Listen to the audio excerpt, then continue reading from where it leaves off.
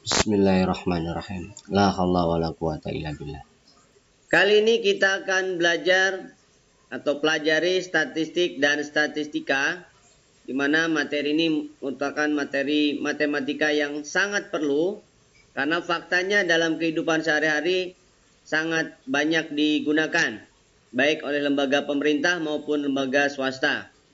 Karena statistik ini ternyata bisa digunakan untuk bahan memberikan sebuah keputusan.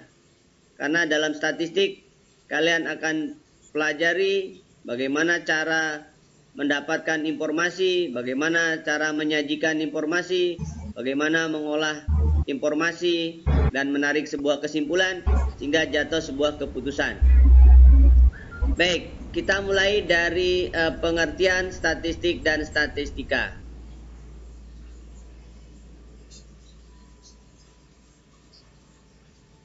Statistik secara bahasa bahwa mudahnya adalah statistik itu artinya data.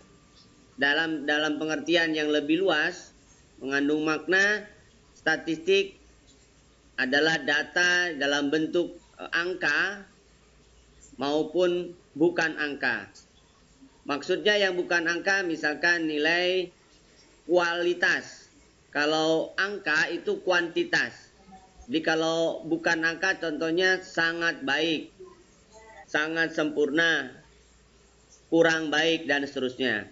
Nah itu informasi tentang itu tentu statistik punya kemampuan untuk bisa menjabarkannya. Nah jadi dalam arti yang lebih luas bahwa statistik itu adalah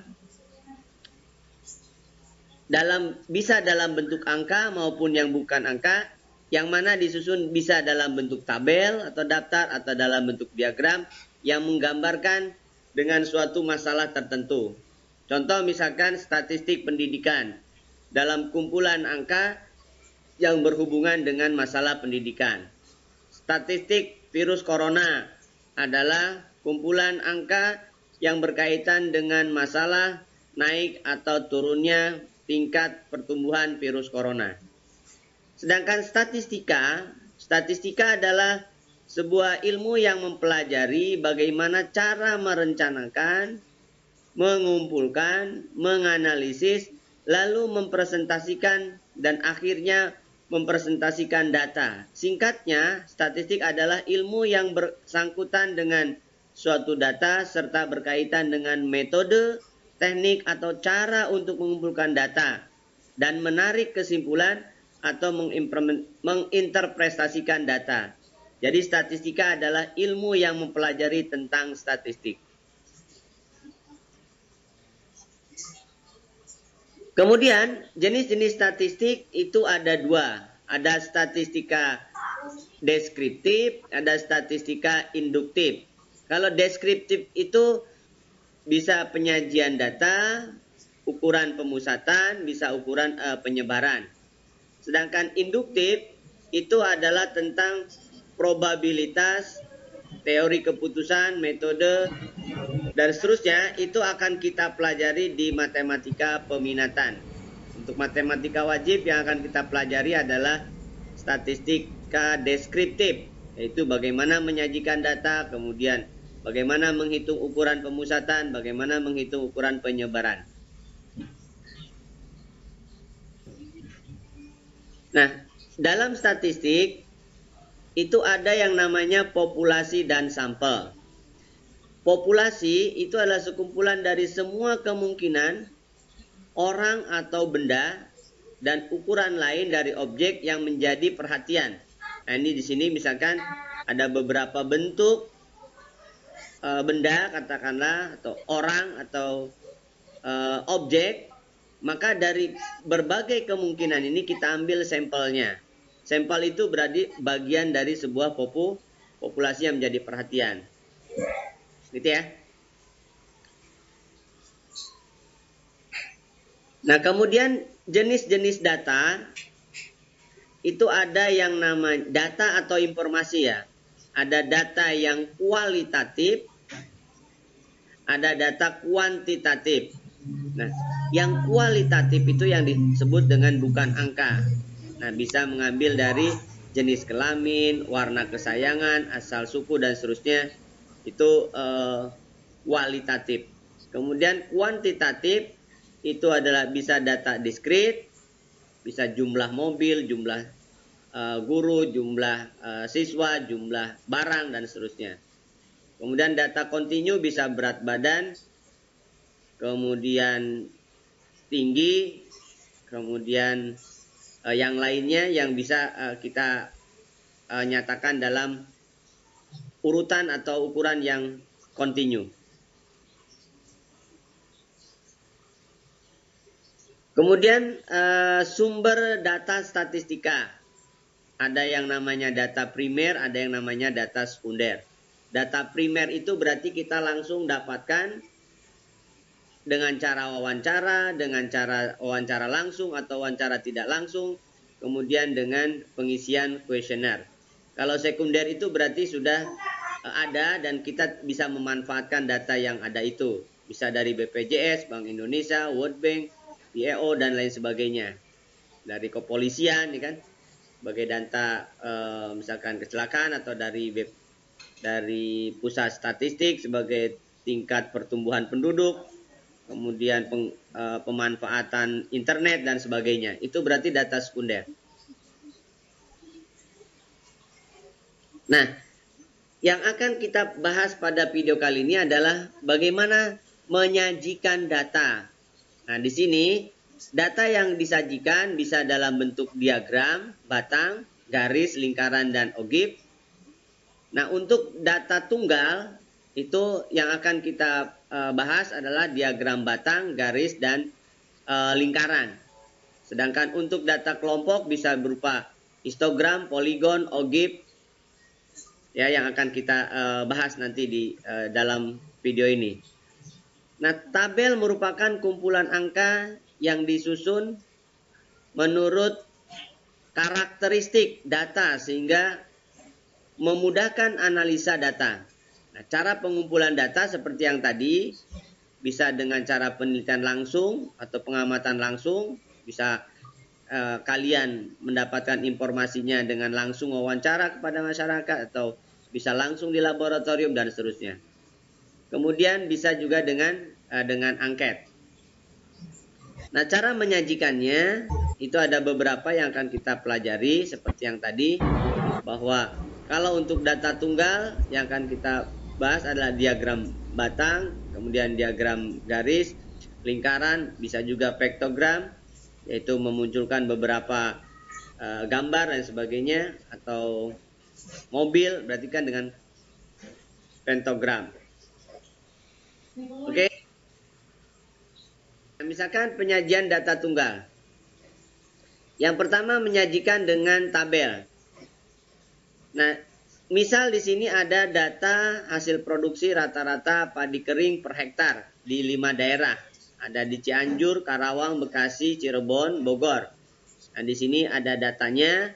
Misalkan Cianjur ada 100, kemudian Karawang ada 120, kemudian Bekasi ada 40, Cirebon ada 80, Bogor ada 60. Misalkan hasil produksi dalam satuan kuintal untuk 1 hektar. Ya.